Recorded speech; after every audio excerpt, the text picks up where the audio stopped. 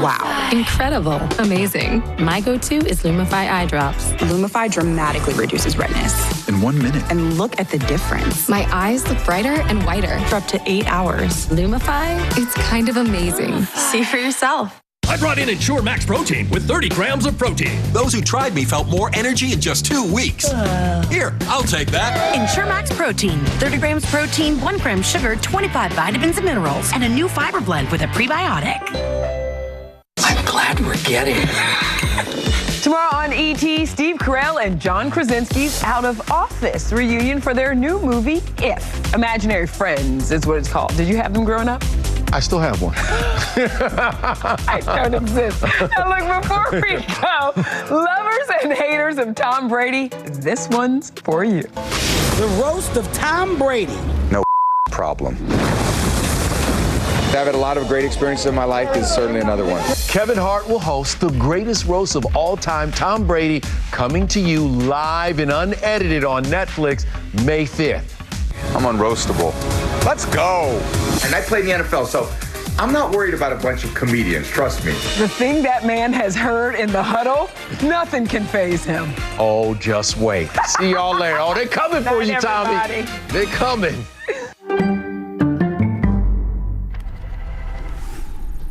First at 5, live, local, and it's about to be Cascarone breaking. You are looking live as the final touches are underway downtown on the Riverwalk for the 79th annual Texas Cavaliers River Parade. A live look from Artisan River Theater where the action starts. 30 barges floating down the San Antonio River tonight. It's a unique view. Fiesta in full swing. This is just one of the most popular events that people look forward to seeing. There are many more. KSAT is your Fiesta station. We're going to be broadcasting this parade live tonight right here. We'll be checking in with Myra Arthur, David Sears, and Adam Caskey in just a few minutes. But first at 5, 4 separate fires in San Antonio this morning may share a common connection. San Antonio fire investigators are looking into the possibility that they were all started by the same person. As Katrina Weber shows us, one fire left a family in need of a new place to live. San Antonio firefighters wrap up what was a quick job at the Amber Hill Apartments, knocking down a fire that started around 7 this morning on the patio outside a ground floor apartment. Still, the flames were able to spread to the balcony upstairs, and the smoke made its way into 2 other units in the complex near Loop 410 and Evers Road. Crews were able to get a search of the apartments really quickly. There was no residents trapped or injured in the apartments. Everyone, including a teenage girl in the first floor apartment, got out safely on their own. Fire investigators moved in, quickly becoming aware this fire may not have been an accident nor an isolated case. Firefighters say, as it turns out, this wasn't the only fire here. They say right around that same time, they had a call for a fire here underneath Loop 410. Overnight, they had several dumpster fires, not in the complex, but in the vicinity of this area. Taken together, firefighters say all of these fires could be the work of one arsonist. To me, it's suspicious, and that's why we brought in investigators to take a look at it. They searched for clues, but what they did not find right away was the person or people who may be responsible. In the case of the apartments, firefighters say one family, the people in the downstairs apartments, will need to stay somewhere else for now. They say the fire left their home with heavy smoke damage. Katrina Weber, KSAT 12 News. And at 5, almost 2 months after an accused car thief was shot during an attempted car burglary, he is facing the heat again. Police say he is now charged with burglary of a vehicle. SAPD says 19-year-old Adrian Bocanegra shot multiple times on February 27th in the 6900 block of Caribou Creek. That's near Wood Lake Parkway. A man says his security system alerted him that things were moving in front of his house. He went outside, says he saw someone inside his truck, then says the suspect appeared to be reaching toward his waistband. The victim tells police he thought it might have been a gun since he had a gun in his truck. That man says he has it there to defend his family, so he fired multiple shots hitting that suspect. Police say it was Bocanegra, who ended up at a neighborhood hospital about a half-mile away. Officers recovered the gun, and with surveillance video from the hospital, investigators say they have arrested and charged Bocanegra. All right, the sights, the sounds, the floats, that really do. They do float. The Texas Cavaliers River Parade is tonight. Myra Arthur and David Sears are bringing it to you live, and they join us live right now from the Riverwalk. You guys lucked out with the weather. Oh, Ursula, we could not have picked a better day. We have been down here for some very steamy river parades of years past. Not today. It is a beautiful day here along the San Antonio Riverwalk for the 79th annual Texas Cavaliers River Parade. And you know, David and I have to get it started this way. Okay. Viva Fiesta, Sears! But I want you to look at something. I stepped up my game. I want you to look at that cascaroni right there. Ooh, little yeah. dots on it, little painting on it. But you know what? It still does the same thing. It gets you in the mood for Fiesta and for the Cavaliers River Parade. Some of the Cavaliers just got through delivering some of the final items, getting ready for the big party here in the Artisan River Theater. If you cannot make it down to the river tonight, we've got it all covered for you. That's live right. at 7 o'clock. We'll be here and we'll present. I think they have over 50 floats this year. This may be the most they've ever had in the River Parade, And over we've got 50. some new organizations this year represented on some of these floats. So many of them are local nonprofits that really, this is a huge time of year for them. We talk every year about how Fiesta is a party with a purpose. It is. This is a big 10-day fundraiser for a lot of the groups that you will see represented here tonight, highlighting some of the best resources we have in San Antonio and people who love to party. We got the guys in the red shirts behind us. Those are what I like to call the casual Cavaliers. They're not the ones who are in their red and blue uniforms just yet, but they're out here placing the programs that David Sears has. One of the programs right there. And you know, about this program, it's Viva America, and there's a lot of different iconic places to visit across our country, and that's what's going to be on the floats tonight. And the company that does all these floats is actually from New Orleans, and they do Mardi Gras floats. So they've stepped up their game over the last couple of years as well. So it's really exciting, and the way it lights up at night is absolutely gorgeous. So if you can't make it down here, then tune in, because it'll be beautiful. Join us here on KSAT. David Sears and I, Adam Caskey's out here somewhere as well. We're going to bring it to you starting at 7 o'clock right here on KSAT. Here, let me get that eggshell out of your hair. Oh yeah, make sure you got some more real estate to work with. We'll send it back to you guys, Steve Ursula. It's going to be fun. The first of many eggshells to be broken tonight. All right, if you can't make it down to the Riverwalk, KSAT will bring the parade right to your home. Myra, David, Adam will bring you all the excitement, all the illuminated colors and beauty of Fiesta floats and fashions on the San Antonio Riverwalk. It begins at 7 o'clock tonight. Watch it right here on KSAT 12 and on KSAT.com. And since we're broadcasting the Cavaliers River Parade live in its entirety, we have some programming notes affecting 2 ABC shows to tell you about. Tonight's American Idol will air tomorrow at 2 a.m., and the latest episode of the Interrogation Tape Special Edition of 2020 will air this Wednesday at 2:30 in the morning.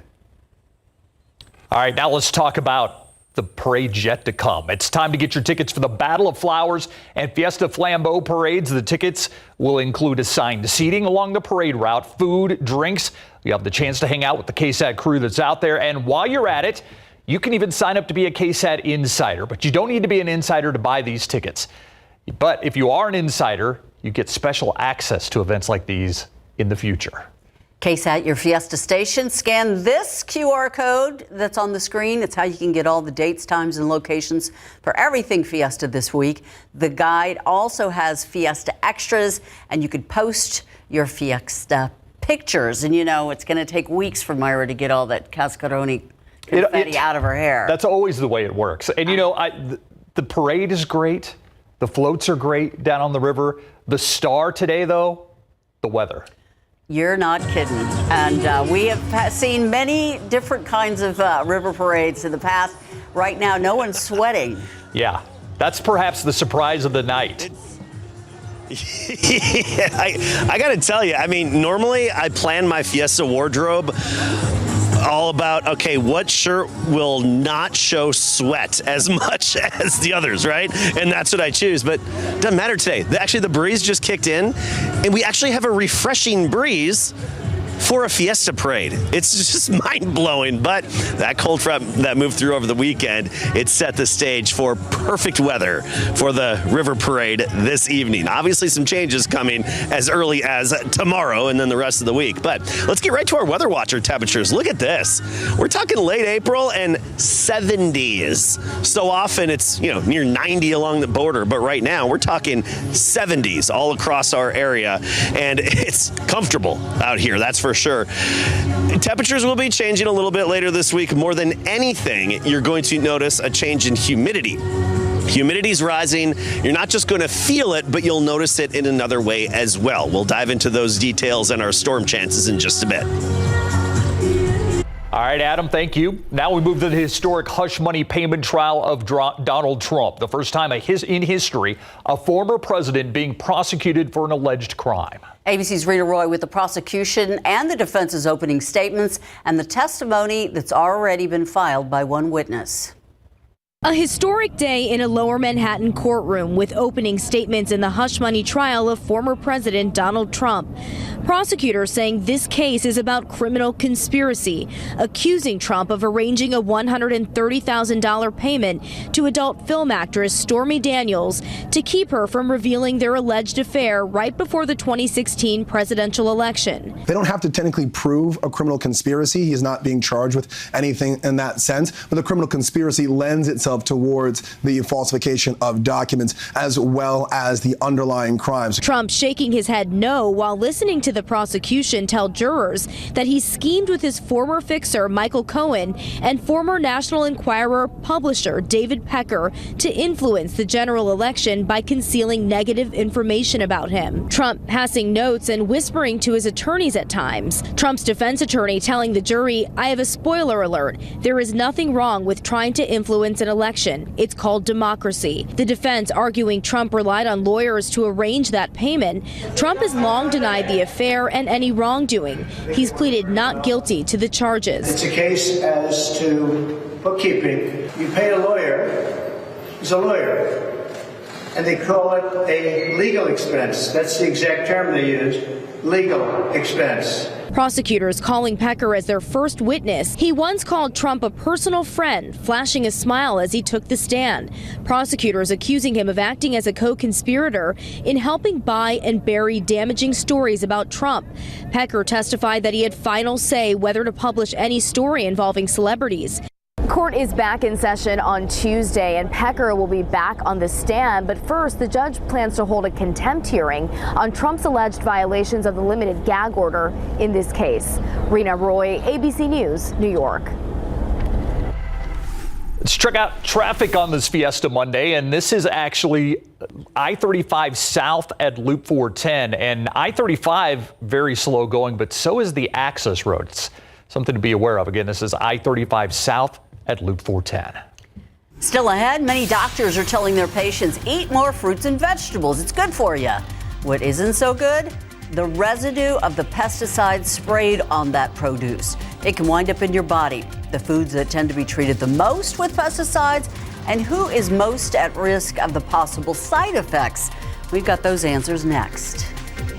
I want to take time now to let you know that in the midst of doing our jobs here in the world of news, we are struggling and we are mourning today. The KSAT family dealing with a huge loss. Over the weekend, photojournalist Jose Arredondo unexpectedly and suddenly passed away. Joe was always smiling, always willing to help. He was just 49 years old. He was our colleague, our friend, and the family member who always brought a constant bright spot to our day. His passing sending a big shock, not only here at KSAT, but across the city, the county, and South Texas, where he practiced his craft. Since his passing, we have received tributes and messages. They've been pouring into the station, and they're being posted on social media. Joe had been a part of our team since 2019. He greeted everyone with a good smile and a positive word every time you saw him. You would not find a better colleague or friend to everyone. And in our business, that says a lot about him, and it speaks volumes about his heart. The entire KSAT family wants to offer our condolences and pay respects to Joe's family. To his family, we want to express to you that we love Joe very much. We are heartbroken. We feel his loss beyond words. Thank you for sharing him with us and allowing us to claim him as part of our KSAT family. Joe will be incredibly missed. Indeed.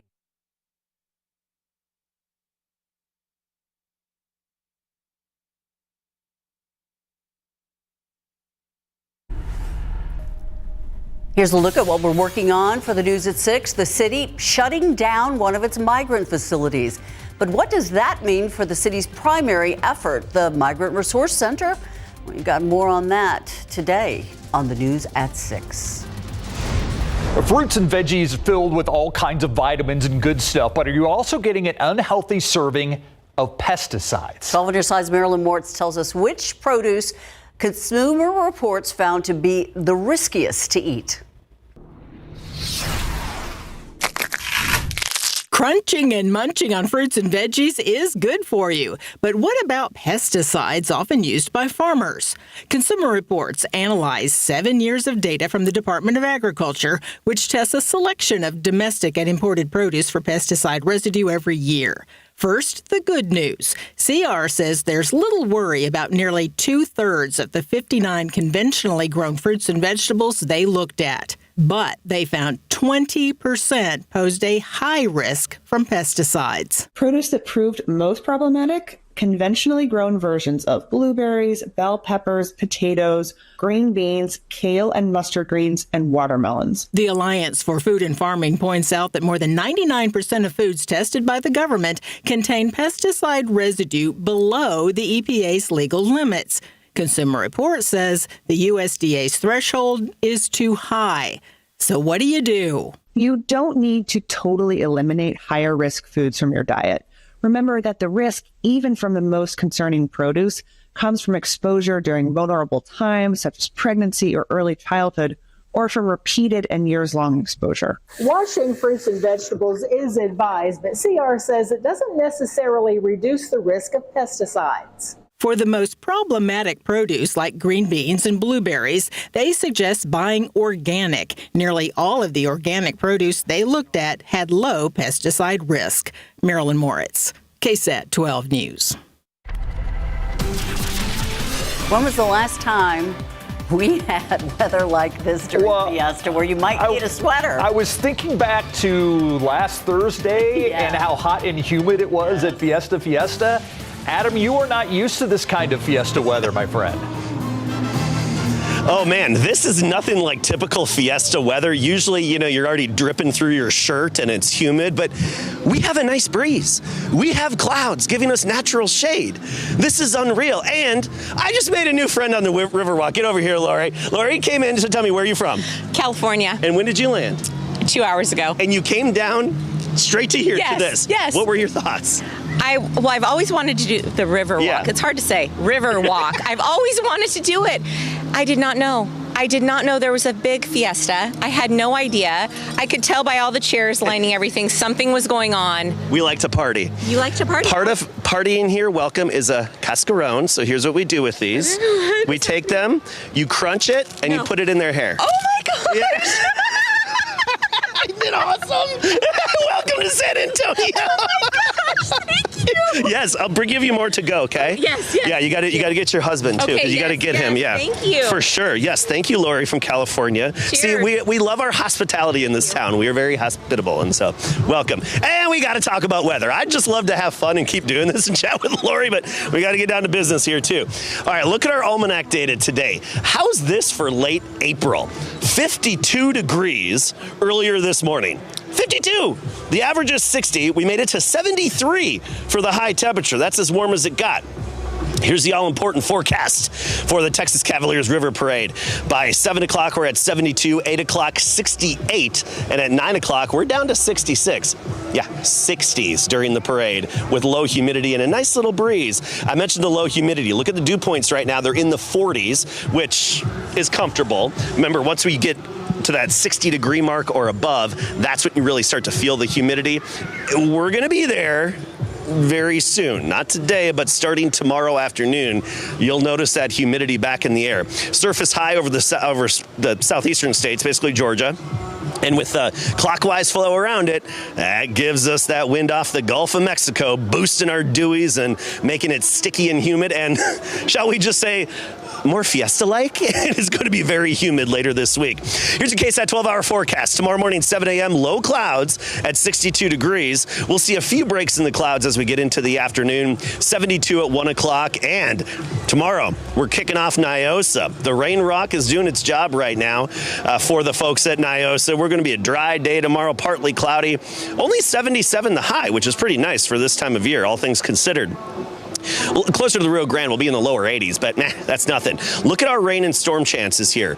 Only up to about 30% by Friday, 30% again on Sunday. But I do want to point out, morning drizzle is going to be a thing. Just like our party down here is a thing, Lori, morning drizzle is going to be a thing starting Wednesday morning, every morning thereafter through the rest of the work week. So morning dampness and drizzle and kind of that weather that makes it hard to wake up and get moving just because it's so drizzly, dark, and damp. All right, I've got my cascarones here, my holster, and Laura, you have to take a few more with you, so that's what you do. If you want to be like aggressive, you can crack it on their head, but normally, normally, there you go. I don't have much hair anyway for you to get stuck in, so whatever. All right, we'll be back here at 6 o'clock, get a different vantage point, and have some more fun. We'll see you then. You're kind of an ambassador. Yeah. You're a San Antonio ambassador. Yes. I like that, Adam. Yeah. And welcome to San Antonio, Lori. Absolutely. Welcome from California. All right, now we're going to talk about Wemby, and could he be Rookie of the Year? We have that story after the break. Yesterday, the NBA revealed the finalists for most of the league's postseason awards, and to no surprise, Victor Wembanyama is a finalist for Rookie of the Year and Defensive Player of the Year. Wemby finished the season ahead of all rookies in points, rebounds, and field goals made, while leading the entire league in blocks and steals combined. He's the overwhelming favorite to become the third Spurs player to win Rookie of the Year. Now, Rudy Gobert is the fave to win Defensive Player of the Year, in part because voters probably didn't pick a rookie on a bottom 10 defense. During his season-ending exit interview, Wemby was asked what is he most proud of from his rookie season. What I'm most proud of, I'd say it's, there's a couple things. One thing that I just like is, having those unique stat lines, for example, in wins, that people have, never done before, and also being, leading rookies in most categories and leading the league in blocks. I'm pretty proud of this. And also, things like this. The Athletic posted the results of its annual anonymous players poll, and when asked who's the best defender, Victor finished first with 15.2% of the votes. Drew Holiday was second at 12.9%. Defensive Player of the Year finalist Rudy Gobert came in sixth place, with just 6% out of 132 votes. And when asked if building a roster from scratch, who are you going to sign first, the 136 players who voted put Wemby at the top at 27.9%, followed closely by Nuggets big man Nikola Jokic at 27.2%. The OKC Thunder beat the New Orleans Pelicans last night 94-92 to win Game 1 of that best-of-7 playoff series. It was by far the closest game on the Western Conference side of things. Thunder guard Shai Gilgeous-Alexander made buckets in crunch time, and OKC fans were loud and proud.